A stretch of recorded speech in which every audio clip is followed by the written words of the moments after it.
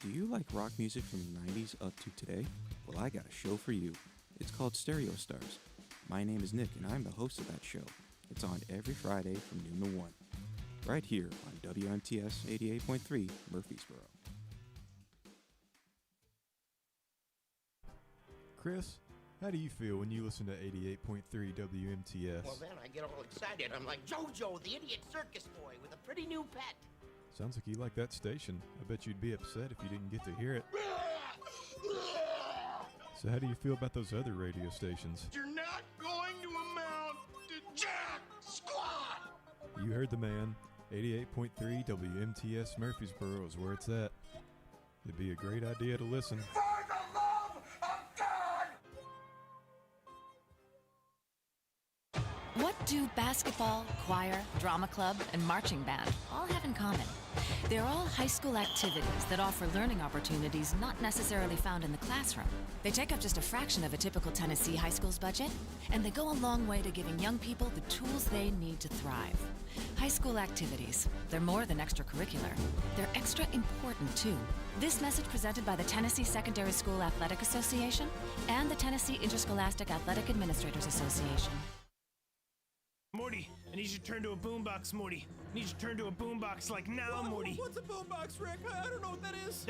A stereo, Morty. I need to listen to 88.3 WMTS, Morty. They got best sick tasty jams, Morty. Okay, Rick, I'll try. Okay, Morty, just think of sick tasty jams, Morty. The kind of sick tasty jams that only 88.3 WMTS can provide. Okay, Rick. Think of the sick tasty jams. I think I got it. Never mind, Morty. I found a boombox. Never mind. We're good. 88.3 WMTS Murfreesboro. Ricky Ticky Tacky, bitch!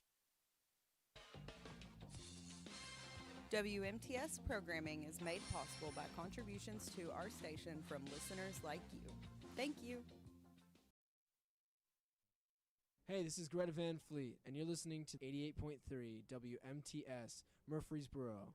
This is the 24/48 show, hosted by Adam Brown, produced by Connor Smith.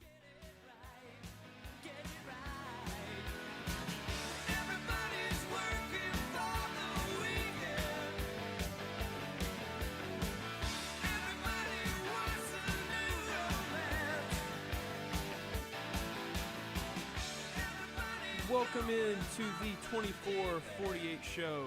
My name is Adam Brown. Your producer is Connor Smith. Connor, how are you doing today, buddy? I'm feeling kind of hostile, honestly. Yeah, it is that week. We've been teasing this week since the beginning of the show. I'm an unapologetic Tennessee fan.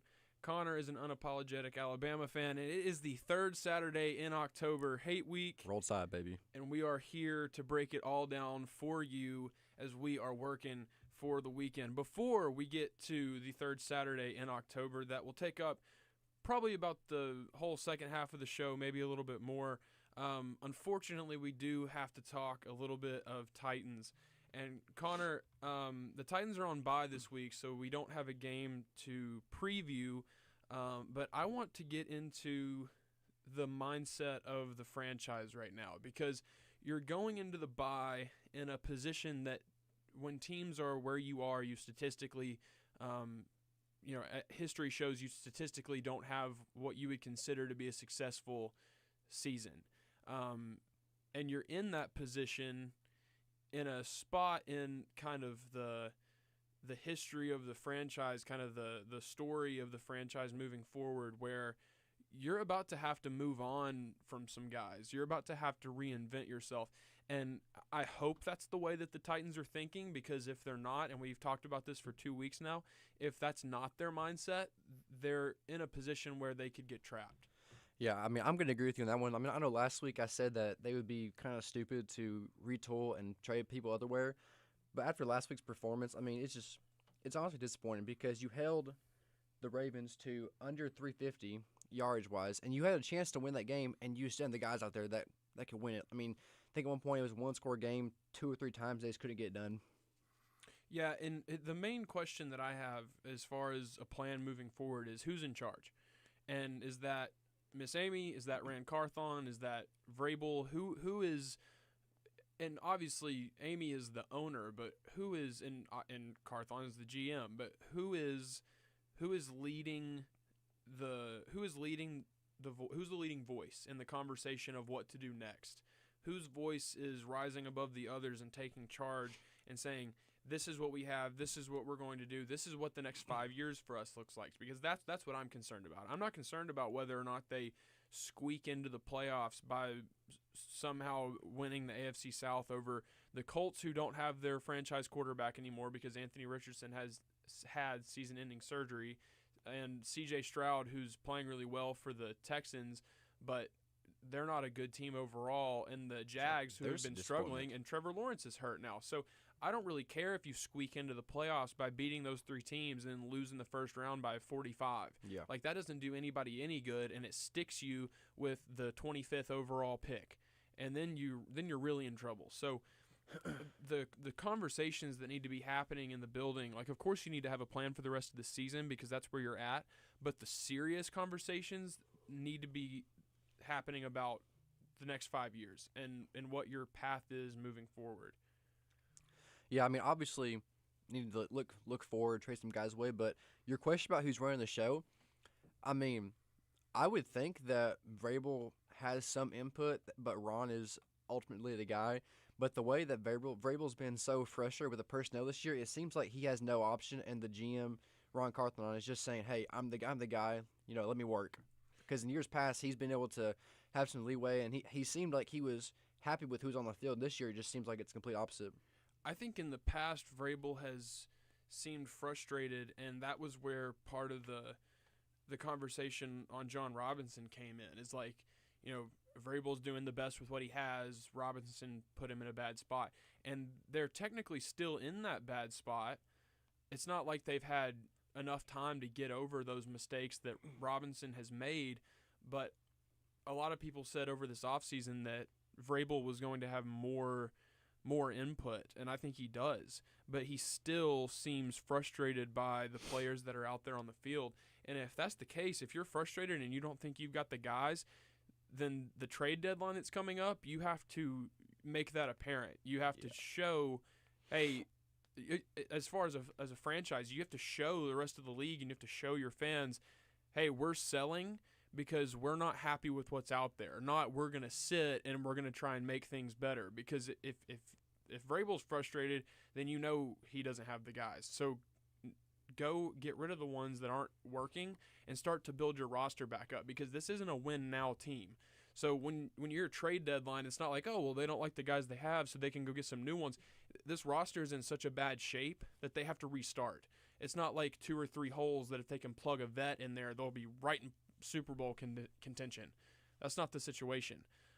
So moving forward, I think it needs to be a rebuild, and they need to just kind of suck it up and have that mindset. Like, I know that's tough. That's a hard pill to swallow, like we talked about last week. But eventually everybody has to do it unless you're a dynasty, which is special, like we talked about, because they evolve rather than reset. This Titans team obviously missed being a dynasty, as most teams do. That's not the standard, but they missed out on that. It's time to reset. Yeah, I mean, I think what you do first off is get rid of Tannehill's contract. Like, just you have to eat some of it, but he is not the guy he used to be. Clearly, he had another disappointing game on Sunday. And Malik Willis, say what you want about him, he stepped in, and I thought he played pretty well. I mean, 4 for 5 for about 80 yards, had 3 carries for 20 yards. I mean, he played well with what he had.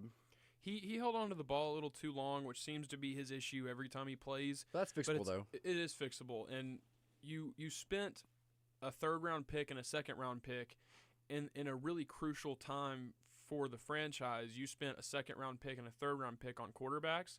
So Tannehill needs to be trade target number 1. Yeah. Because regardless of whether or not you think Malik and Levis are better, you spent a second-round pick and a third-round pick on him, and you know Tannehill's not the guy.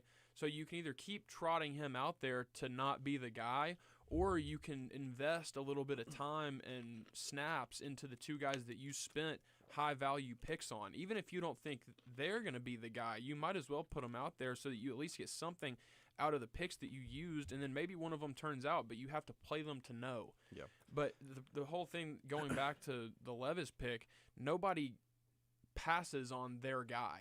And the Titans passed on both of these guys in the first round and the second round for Willis and the first round for Levis. So that's not a vote of confidence to me. No. I will say, I mean, I understand why they passed on Willis, because everyone knows who's a project, and he had a rough year last year. And this is just like half a game, so you can't really judge off that. But in the time he's played this year, he has looked solid to pretty good. But, yeah, you got to get Ryan Tannehill out of there. Only problem is who's going to take on that contract and his playing ability, because at this point he's like a backup at best. Yeah, the contract is definitely going to be tough. That's the thing, is because he's such a liability for the Titans, and you immediately jump to like, well, let's just trade him. That's the next question, is like, if you don't want him, you've got to find somebody that does. And now that the Jets are playing decent with what they've got with Zach Wilson, it's the trade options are slim for Tannehill. I'll be honest, the only guys I could see going after him are the Bears because of Fields, but at that point they'll probably just tank to get Caleb Williams or let Fields come back, or like the Commanders, because they have somehow also it's not working well, and they could add Tannehill as like a veteran presence. Yeah, and the best option would be somebody that had a rookie or a veteran that got hurt, and they just need somebody to fill that spot because they feel like they've got pieces around that could help. And the Jets were a perfect example, but then now I don't think they need Tannehill to compete, especially because Aaron Rodgers is wearing some magical shoes that are going to allow him to come back in the playoffs.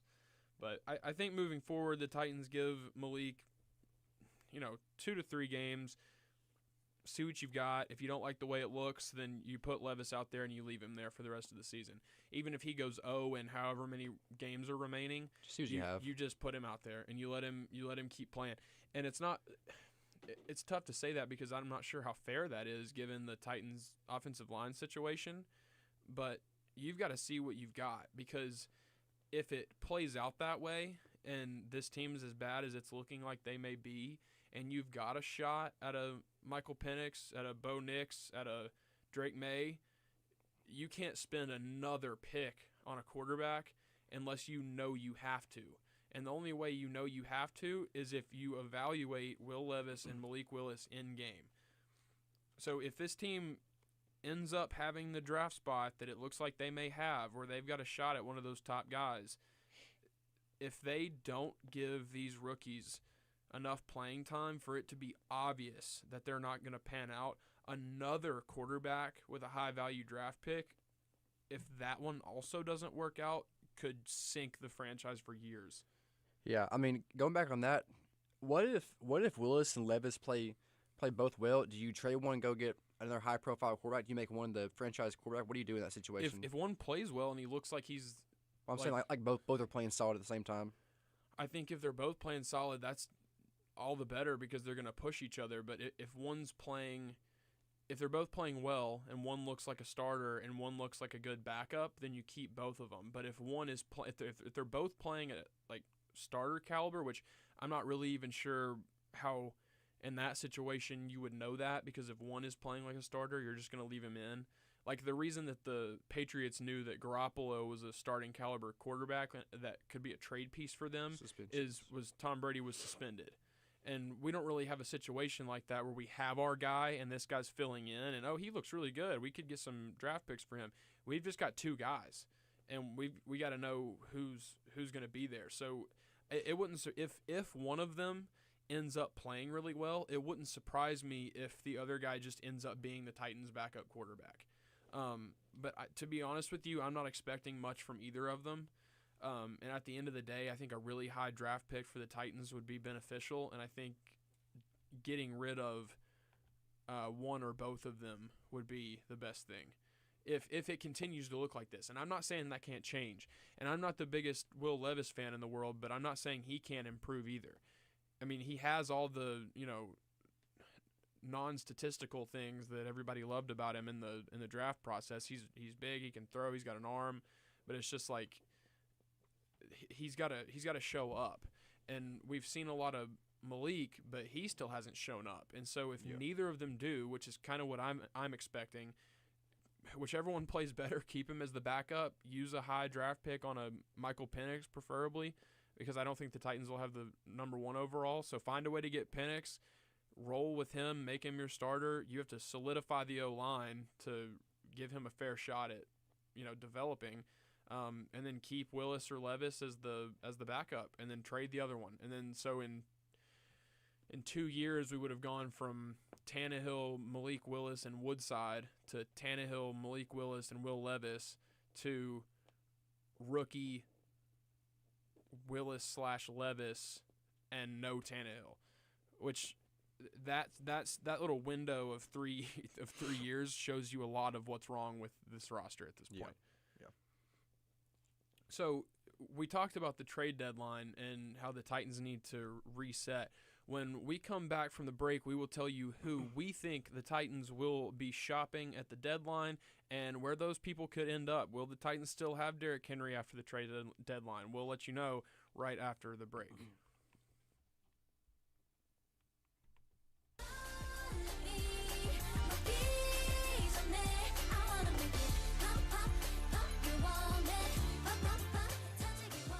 Hey, this is Taylor Bentley, aka DJ Tay, and if you're interested in pop music, whether it be indie pop, city pop, K-pop, you name it, you can check out my show, Pop O'Clock, every Friday from 3 to 4 p.m. here on WMTS Murfreesboro.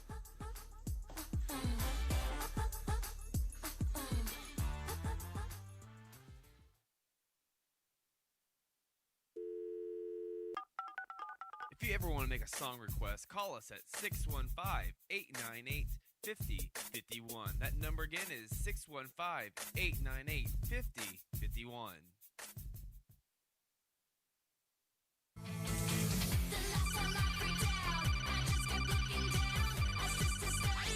Snake, what are you doing? Colonel, I'm trying to sneak around, but I'm listening to WMTS, and the blast from my AirPods keeps alerting the guards.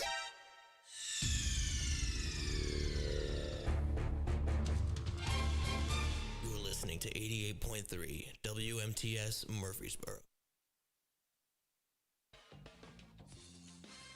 WMTS programming is made possible by contributions to our station from listeners like you. Thank you. Chris, how do you feel when you listen to 88.3 WMTS? Well, then I get all excited. I'm like JoJo, the idiot circus boy with a pretty new pet. Sounds like you like that station. I bet you'd be upset if you didn't get to hear it. So how do you feel about those other radio stations? You're not going to amount to jack squat. You heard the man. 88.3 WMTS Murfreesboro is where it's at. It'd be a great idea to listen.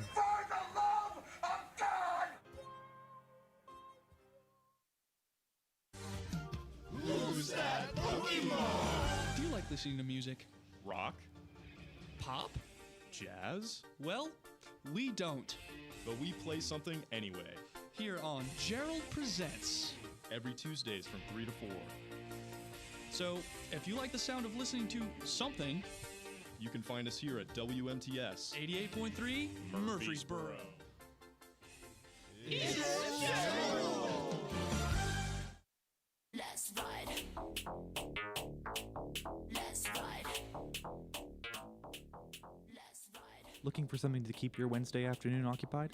Look no further than The Crash on 88.3 WMTS Murfreesboro. With a shifting weekly theme, we play everything from indie rock to hyperpop to video game soundtracks. My name's Taylor, and you can find me live every Wednesday from 5 to 6 p.m. Hope to see you there.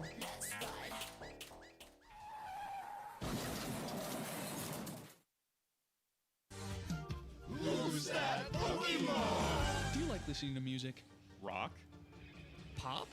Jazz? Well, we don't. But we play something anyway. Here on Gerald Presents. Every Tuesdays from 3 to 4.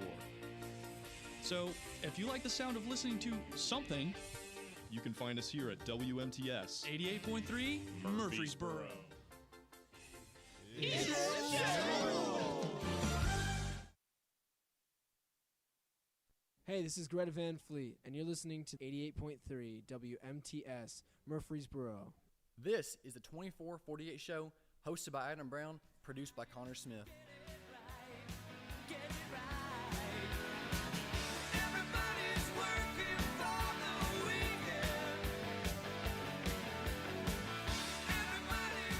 Welcome back to the 24/48 show.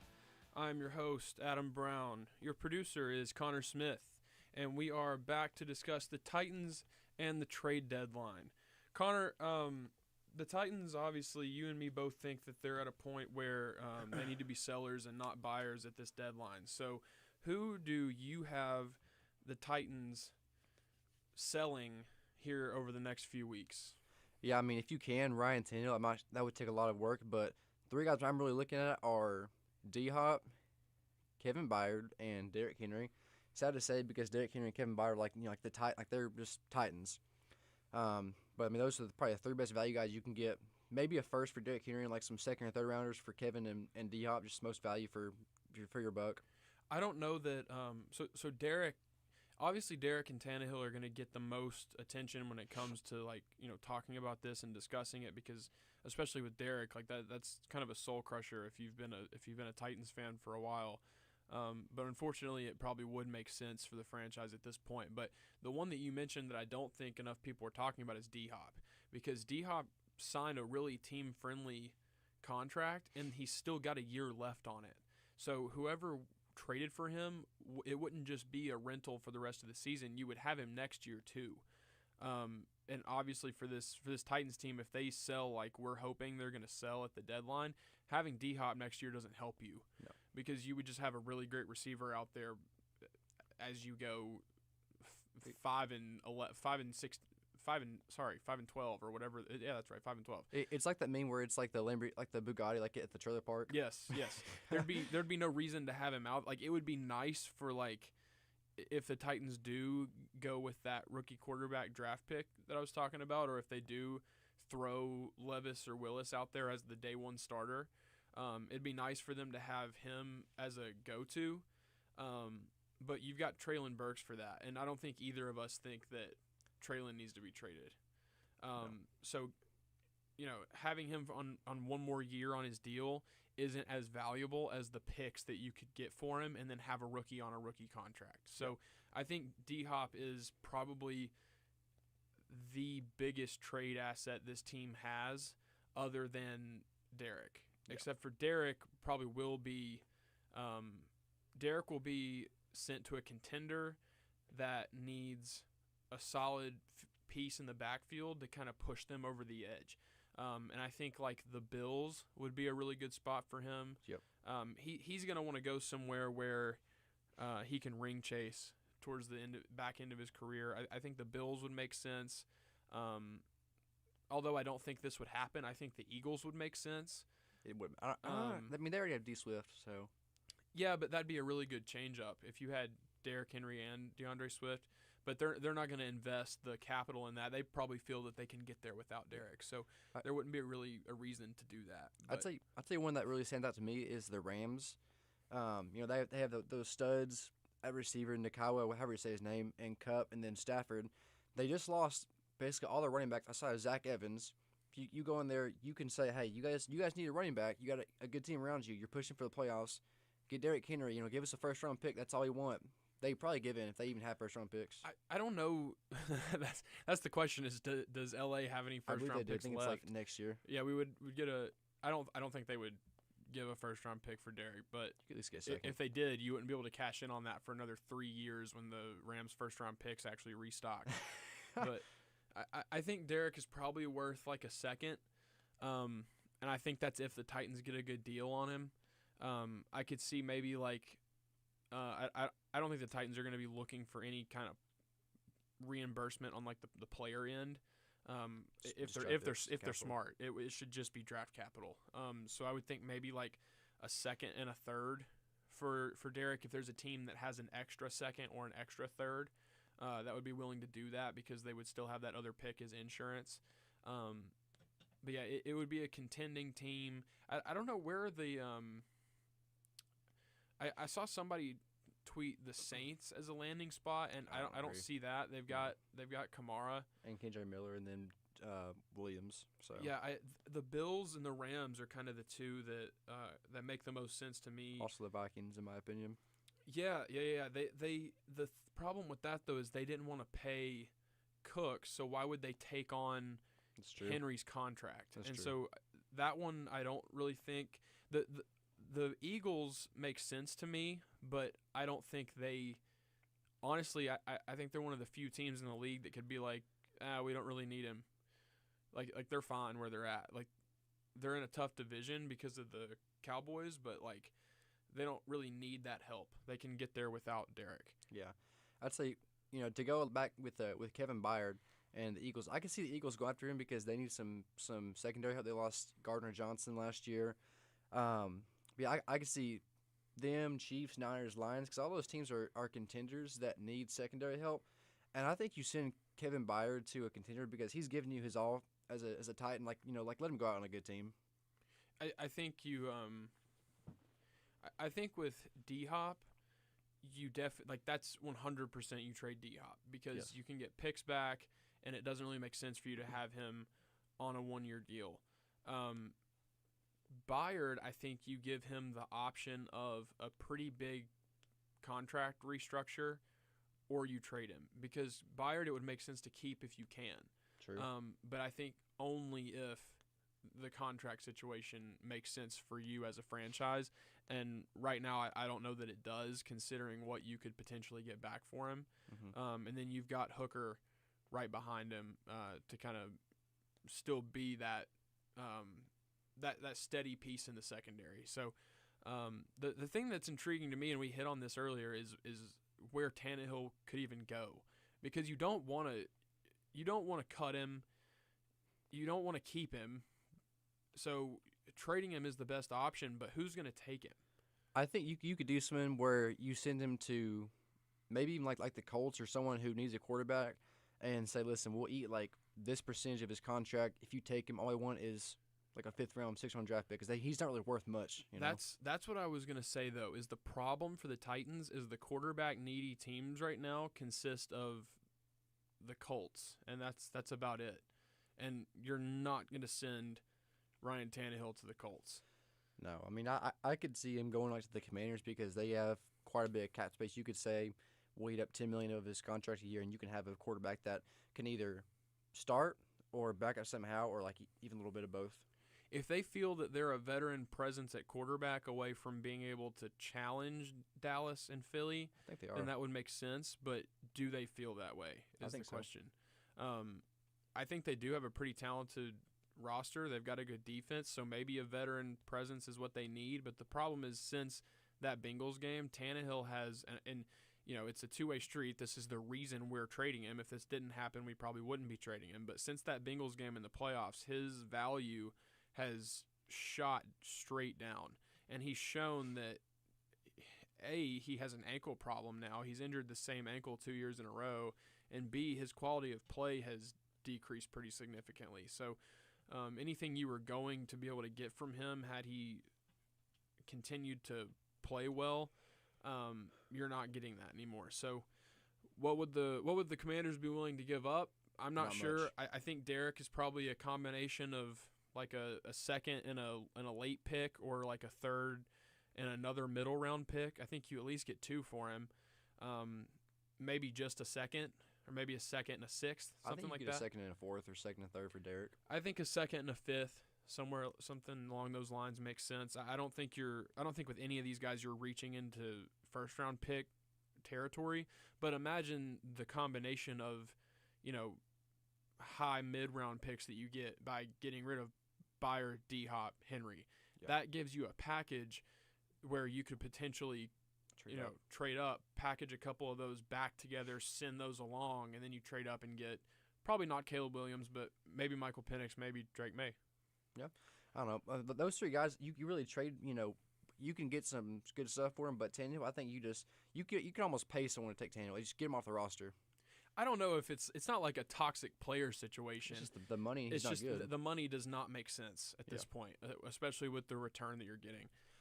When we come back, it is third Saturday in October, Hate Week, and we've got 30 minutes to spend on Tennessee and Alabama, and we will give you our picks for that game as well as the rest of the games around the SEC this weekend.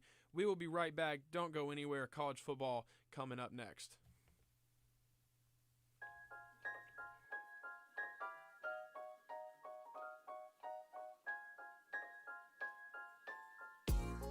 Hey everybody, my name's Emma Funk, and you can listen to the Funkadelic Mix on Wednesdays 3 to 4, where I pretty much play everything. Hope you tune in.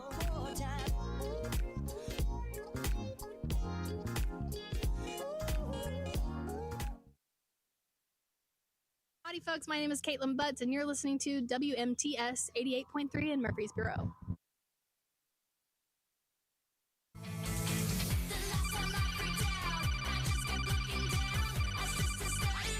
Snake, what are you doing? Colonel, I'm trying to sneak around, but I'm listening to WMTS, and the blast from my AirPods keeps alerting the guards.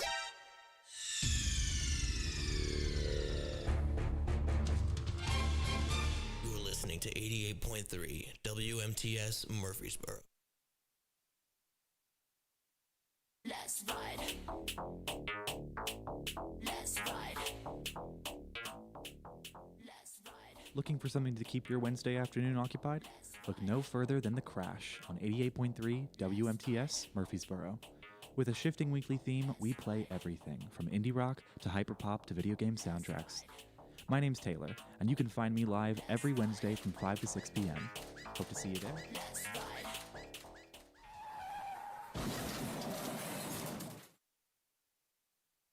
What do basketball, choir, drama club, and marching band all have in common? They're all high school activities that offer learning opportunities not necessarily found in the classroom. They take up just a fraction of a typical Tennessee high school's budget, and they go a long way to giving young people the tools they need to thrive. High school activities, they're more than extracurricular. They're extra important, too. This message presented by the Tennessee Secondary School Athletic Association and the Tennessee Interscholastic Athletic Administrators Association.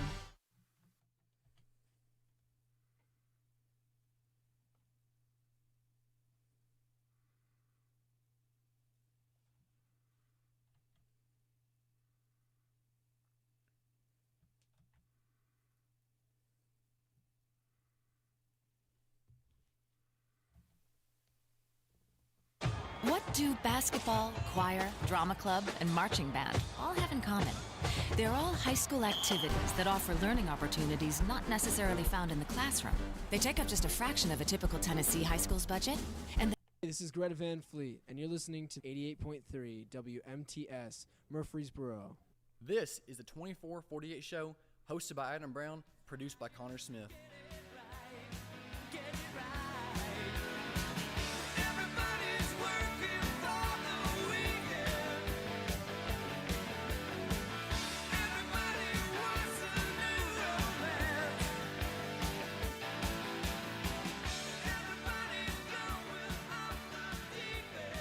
Welcome in to the 24-48 show. We are back, and it is the third Saturday in October hate week between Tennessee and Alabama, and me and Connor Smith are here to break it down for you, as well as the rest of the games around the SEC this weekend. But first, Tennessee got a win against Texas A&M in a big game at home against the number one rushing defense. Connor, was it the number one rushing defense in the SEC or the country? I think number one in the SEC and top 5 in the nation. Either way, it was a very impressive win because they had, 250 on A&M? When you take away the sacks and the negative plays, it was around 275, I believe. What was the net, do you know? Around 250. I think you were right. So that legitimized this running game for sure. When some people wanted to see, can they do it against the Aggies? And they did. And not only did they rush for that many yards, but they shut down Texas A&M's run game. So the defense has been validated, I believe. The running game has been validated. And the only question left is really just the passing game. And Tennessee has yet to put it all together. Could this be the week? I don't know. It's on the road. I don't think so. It's on the road at Alabama, so we will see. But with the running backs proving that they really do have what I think is the best running back room in the country and the best rushing offense in the country, what does that mean moving forward? Well, moving forward, I mean, we talked about it a few weeks ago, after the Florida game, you shouldn't know what you had. And at this point, you know what you have. You got a ground pounding attack that's going to probably get around 200 on everyone in the country. You've got a passing game that is inconsistent, but at this point, it's shown. And they've not played like a truly elite team yet. But I mean, Milton played atrocious on Saturday, and they still won by a way to win by 7 points. Now it was at home, but that's a win against a good team. So Tennessee, they can get their passing attack going with a defensive run game. I think they could be honestly a top 10 team that's pushing for a New Year's Six bowl. Yeah, definitely, and I think it speaks to the coaching job that Heupel has done and the quality of him and his staff, that this team's strengths and weaknesses are completely different than the strengths and weaknesses of the past 2 years' teams, and they have evolved and changed with it and are finding ways to win in ugly games like that game against Texas A&M. Was the Florida game their best moment? Not even close. But they've rebounded really well and now know exactly what they've got in this 2023 edition of the Tennessee Vols. And it's exactly like you said, it's a rushing attack that you can count on to get theirs against just about anybody that you play against. So it comes down to, can Joe Milton execute in the passing game with the running backs taking that pressure off of him? So far he hasn't been able to, but he's in a position where a lot of quarterbacks would kill somebody to be in a position like this, because you've got the running game is strong, takes the pressure off of you. The O-line is, I would say, at least good. They're solid. They're not good. They're not good. They're not elite. You could say they're good. Yeah. I'm not going to go great. I think Cooper Mays being back kind of pushed them more towards great than average. And they've been great the past couple weeks. So, you've got that O-line in front of you. The run game is strong. You've got a defense that's going to keep you in just about any game. So all you've got to do is execute. And so, I say just about every week when Joe comes out on the field for a crucial drive, the thing that I find myself thinking is just make good decisions. That's all they're asking him to do, is make good decisions and find the open guy. And there was one time on Saturday that he did that, and it wasn't his fault that it was a touchdown. Ramel Keaton dropped a wide-open walk-in touchdown. So Joe has his mistakes, and I think sometimes when Joe shows up, the people around him, their mistakes kind of happen at the wrong times. So like I said earlier, is this the week where they kind of put it together? In Tuscaloosa is kind of a tough place to do that. But speaking of Tuscaloosa, Tennessee at Bama, revenge game. Joe Milton leads the Tennessee Volunteers into hostile territory in Tuscaloosa against Nick Saban, Jalen Milroe, and the Alabama Crimson Tide. I believe that this game, and we'll get deeper into this and the why behind it and all the little things that go into this, but I think the game purely rests on both quarterbacks' shoulders, which is the way that a lot of big games like this, it comes down to the quarterbacks. But this one specifically, I think, comes down to both quarterbacks, but specifically how both guys overcome their respective weaknesses and challenges, how they execute that day, their mindset that day, how they wake up and recognize this is what I need to do better today, and whether or not they're able to do so.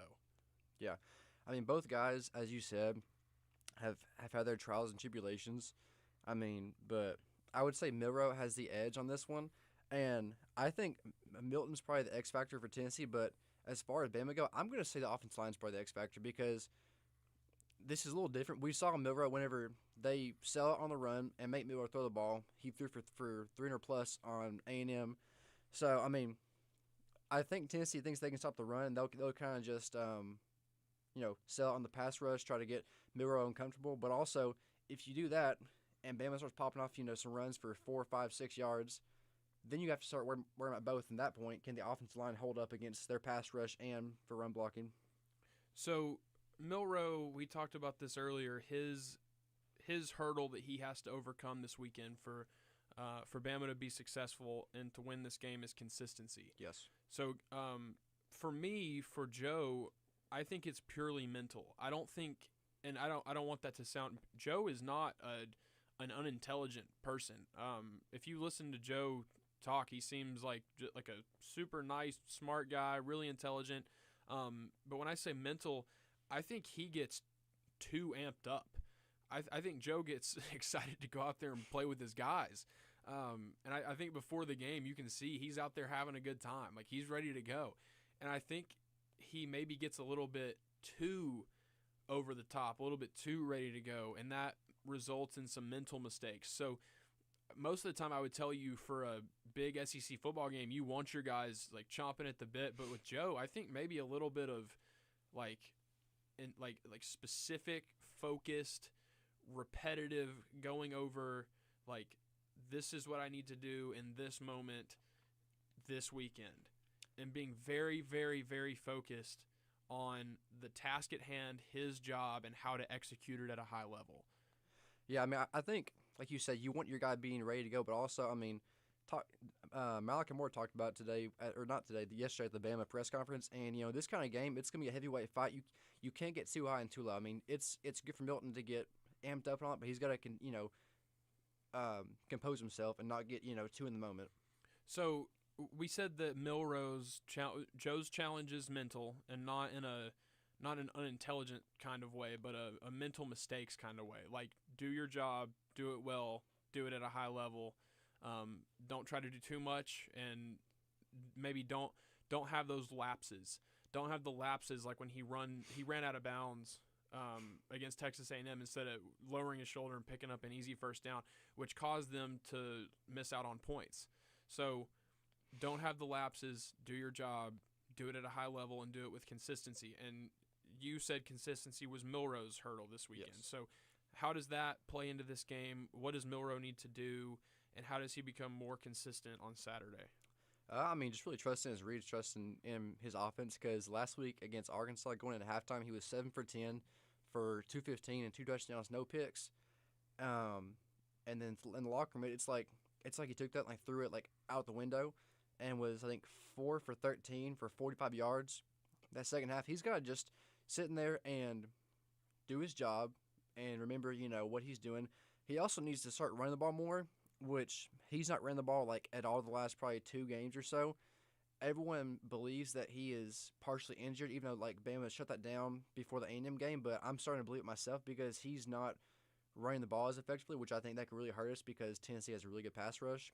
But Miller has to stay consistent and trust his reads and his process. Well, I think that the game itself rests on the shoulders of the 2 quarterbacks and how they're going to handle the moment. I think that's the quickest and easiest way to say it, is which quarterback grabs this moment and runs with it. Who handles the spotlight better on Saturday. And I think the key for Tennessee is early success. Bryant Denny is going to be loud, and Tennessee in this offense has struggled on the road in environments like this. So the two big keys for Tennessee when the game starts, these are if they can do these two things, the game will be close or they will be leading at halftime. Tennessee has to get off the field on 2 of Bama's first 4 third downs, 2 of the first 4. And I'm not saying if they don't do that it can't be tied or close, but I'm saying if they do, it will happen. Yeah. If they get off the field on 2 of Bama's first 4 third downs, and secondly hit a big play or score a touchdown in 2 of the first 4 of their own drives, that's going to knock the crowd out of the game. It will immediately instill a rhythm in this offense, and it will become a rock fight. And you would think I would say shootout there, but I don't think either of these two teams are scoring more than 30 on their respective defenses. No. So that's why scoring like that, and really, I said 2 of 4, you have to get 1 out of your first 3 is a better way to say it. If you get 1 out of your first 3, then you've shown yourself, we're here, we're in this, the moment's not too big, let's play our game, let's play football. Yeah, I mean, that's really the key thing because both these defenses are elite, top 10 in the country. You know, I don't think anyone would dispute that. But the offenses are very, very suspect. So if one or both offenses can get it going, be really, really, really interesting to see. But I'm with you. I don't think anyone scores more than probably 20 to 25 points a game, like, you know, between both of them. So I think I've heard some stats this week that really point in Tennessee's favor. Like Alabama's one of 4 SEC teams that average less than 4 yards a carry, I think was one of the stats that I heard. And I saw a chart that I sent to you where it showed the O-lines in the country, their pressure allowed versus sack ratio. And it was one of those charts where it's the 4 quadrants, and the further you are into the top right, the better you are. Top left, you're maybe good at one thing but not so good at the other. Bottom right, same thing. And then bottom left is you're allowing a lot of pressure and a lot of sacks. Yeah. Texas A&M and South Carolina were both in that bottom left quadrant. And Tennessee's defensive line had a really good day against both of those teams. Alabama is also in that quadrant. So Tennessee's defense, and I think this is where the run game we talked about is so huge. You know now that the run game is going to get theirs. So you can lean on that. You can rely on that. You know that Jalen Wright, Jabari Small, Dylan Sampson, they're going to go out there, they're going to pick up first downs, they're going to get yards, and you can rely on them to keep the chains moving. So for Joe, you know that like I just said, the run game is there. Your defense will be there based on Alabama's offensive line struggles. Can you just execute your job at a high level consistently? And that's all he has to do is just his job. Yeah, I mean that's what both guys have to do. Well, not really Bama so much because the run game has been very, very poor. We picked up last week, averaged about after you take the sacks away because Miller got sacked like 5 times. I think they averaged about 6 a yard carry, which I mean that's nearly up there with Tennessee. So I think Milton has to go out there and play his game. If he goes out there and plays his game and doesn't make mistakes, I think Tennessee wins the game. So I think over the course of this week, with you saying you think Tennessee wins, not that you're picking Tennessee to win, but you're seeing more pathways for Tennessee to win. I think you and me have both convinced each other to come more to the middle as this week has gone on, because I'm seeing more pathways for Alabama to win and you're seeing more pathways for Tennessee to win, which part of me leans towards like I'm not picking Tennessee to beat Alabama in Alabama until I see it, and I'm still kind of stuck there.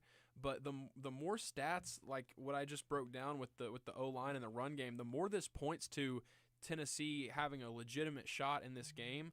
But the fact that it's at Alabama just really, I think, is something that's immeasurable, especially with this team's struggles on the road recently. But the other thing that I wanted to talk about is Alabama's offense.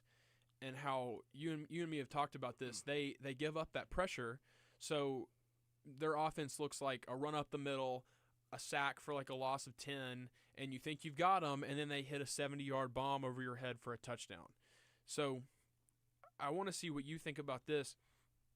That offense operating like that versus the way that people attack Tennessee's defense. Because the reason that Tennessee's secondary has seen such a resurgence this year is the level at which the front four are getting pressure on the quarterback. So what you have to do as the offense is get the ball out quicker. And that's only going to help your secondary. And that's why they're having such a good year, is they're not having to cover people down the sideline as much because the quarterbacks don't have time to throw those deep shots. They don't have time for the deep crosser. They're having to get the ball out quick. Florida got the ball out quick. It was all run. The run game was there because the defensive line had a pretty poor day, and so did the linebackers, and the tackling was not there. But honestly, that Florida game, I hate even using it as an example because everything went wrong. And that's another thing that Tennessee has to avoid, is everything going wrong on the road. But if we take this team for what it is and what we've learned over the past few weeks, the way you attack it is you get the ball out quick because the defensive line will be there.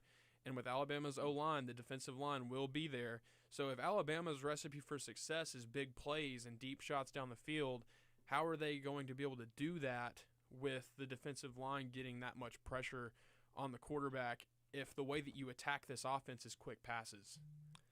Yeah, I mean, I really don't know. I'll be honest with you.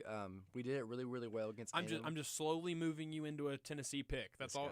That's what the whole purpose of today was. UC and A&M have very, very similar defenses, and Bama hit, I think, 6 or 7 like deep shots on them. I think Tennessee obviously has a better defensive front. So I think what you do is you hit some check downs, some short stuff to make them not stop rushing the guys much, but like having to watch for the checkdowns too. And at that point, you get a one-on-one with like Burt and Kamal Haddon, and at that point, that's in Bama's favor, in my opinion. So I think the big thing is getting the ball out quickly and making Tennessee's defense stay honest. So that was Tennessee's recipe against Texas A&M that we talked about. That's what you and me thought they should do, is you use your receivers as an extension of the run game. You bring the front seven in, and then maybe you hit shots down the field. And Tennessee wasn't able to do that and still won the game because their rushing attack was so good. So if, let's say, the pressure on Milroe is enough to get him off platform and he's not able to set up and throw those deep shots, does Alabama have an alternative like Tennessee's run game that can get them out of a tough spot? I don't know. I mean, the run game has been very, very inconsistent. Like I said, they were good last week, but the Arkansas defense and the Tennessee defense is just like miles apart.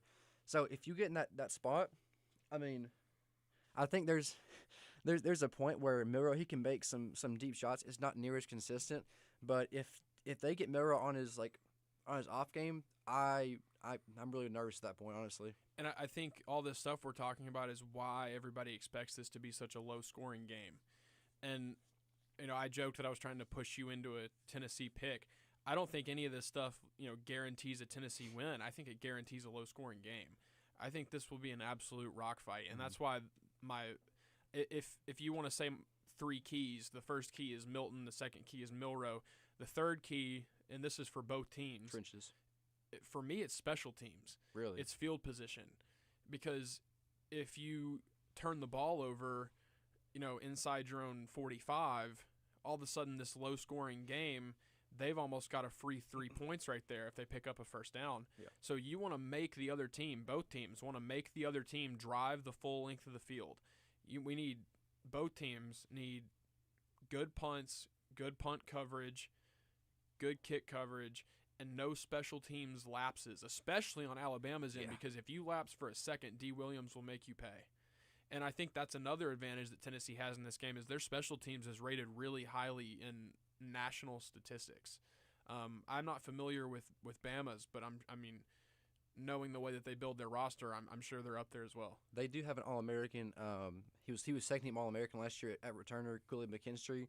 But also something I think that really, really goes in Bama's favor, it's kind of like an underrated factor that not many people are looking at, is the fact that Bama has, in my biased opinion, probably the best kicker in the country, Will Reichard, that can. I don't think that's biased. I could definitely see that. I mean, and he can hit stuff. I've seen him hit from like 57, 58, like near 60. So if you get the ball anywhere within like probably 60 yards, there's a good chance he's going to get you 3 points. Unless it's like a 38-yarder at Tennessee going into the north end zone. Then he pushes it wide right. But this is at Bryant-Denny. So I'm sure he's more comfortable there. But I that's why. I mean, obviously trenches are huge, but trenches are huge in every SEC game, and that's always going to be there. But I think the three keys for this one are Joe Milton, Jalen Milroe, and special teams. Last week, my kind of insight key was how successful Tennessee was on first and second down, and I think the run game allowed them to be extremely successful on first and second down. And you saw the times where they were not, and they got behind the chains, they struggled. And so this week, I'm looking at special teams. That will be a huge factor in this game, I believe. When we come back, we will have the full SEC picks for the weekend, including our third Saturday in October picks, and hopefully neither of us get too upset, but luckily there's a pretty thick table in between us. Dude, I'll be...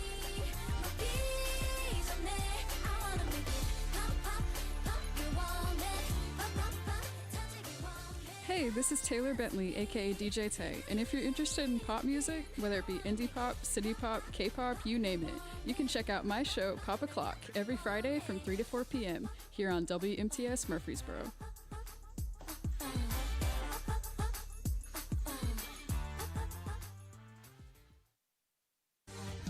Who's that Pokemon? Do you like listening to music?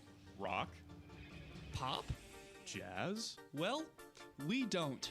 But we play something anyway. Here on Gerald Presents. Every Tuesdays from 3 to 4. So, if you like the sound of listening to something, you can find us here at WMTS 88.3 Murfreesboro. It's Gerald! WMTS programming is made possible by contributions to our station from listeners like you. Thank you. You're listening to WMTS 88.3 Murfreesboro. Now, let's get back to the music. What do basketball, choir, drama club, and marching band all have in common? They're all high school activities that offer learning opportunities not necessarily found in the classroom. They take up just a fraction of a typical Tennessee high school's budget, and they go a long way to giving young people the tools they need to thrive. High school activities, they're more than extracurricular. They're extra important, too. This message presented by the Tennessee Secondary School Athletic Association and the Tennessee Interscholastic Athletic Administrators Association.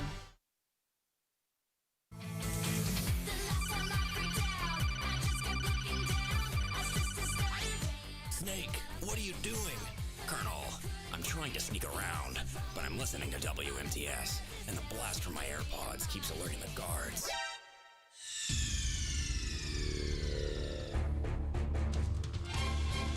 You're listening to 88.3 WMTS Murfreesboro. What do basketball, choir, drama club, and marching band all have in common? They're all high school activities that offer learning opportunities not necessarily found in the classroom. They take up just a fraction of a typical Tennessee high school's budget, and they go a long way to giving young people the tools they need to thrive. High school activities, they're more than extracurricular. They're extra important, too.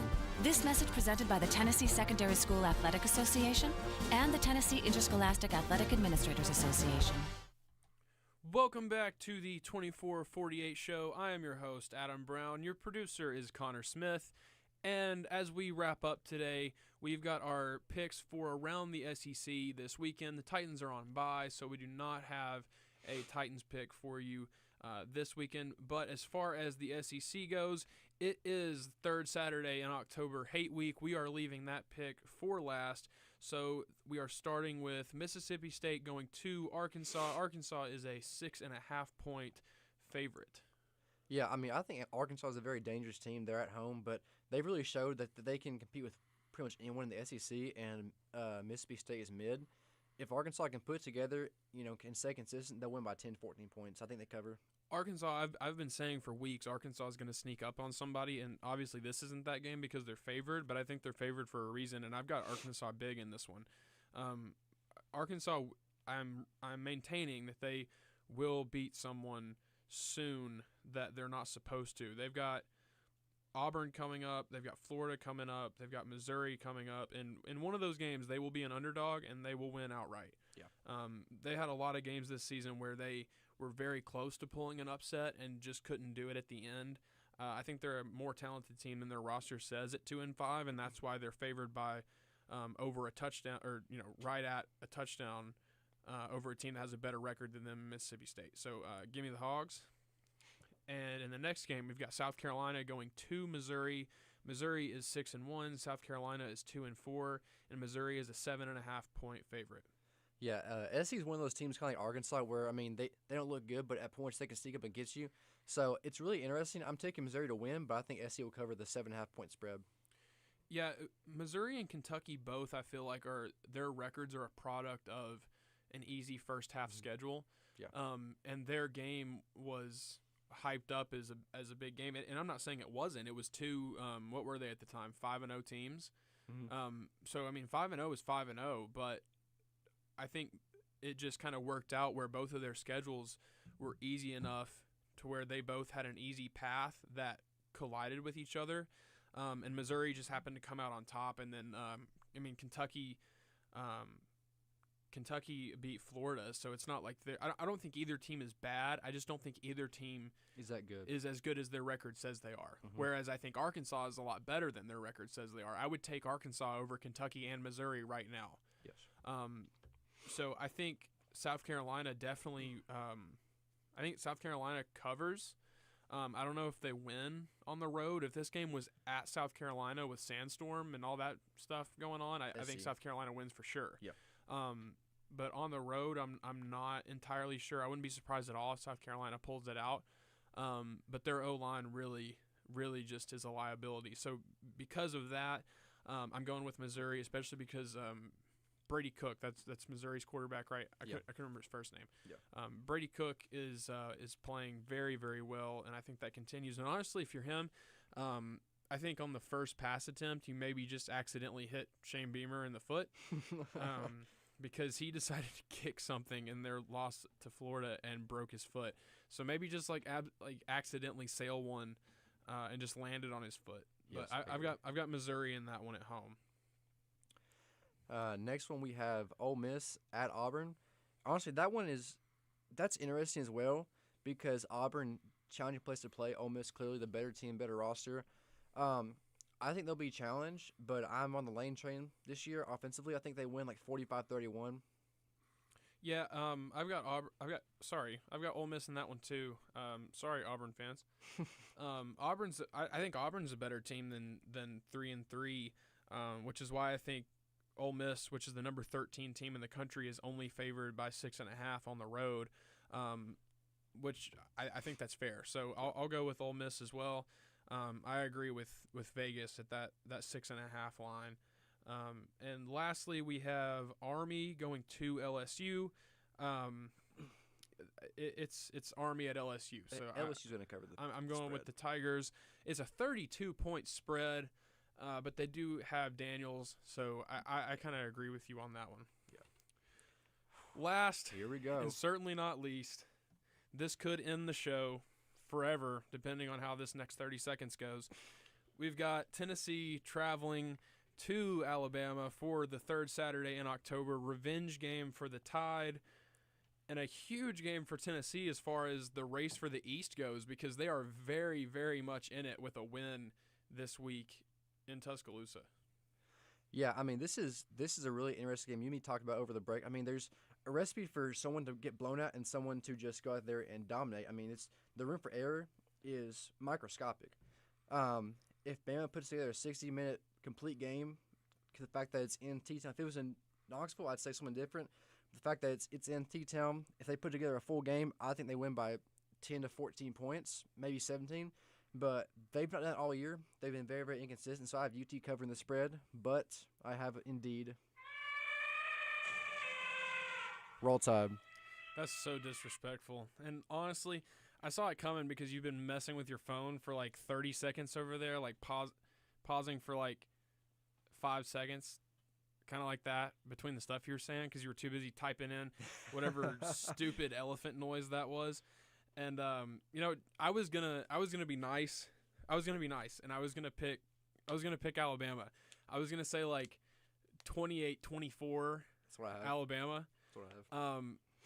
But just for that, I'm going 31-28 Tennessee with a last-second field goal to win the game.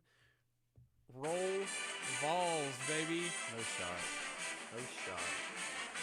That is going to do it for us on the 24-48 show, third Saturday in October week.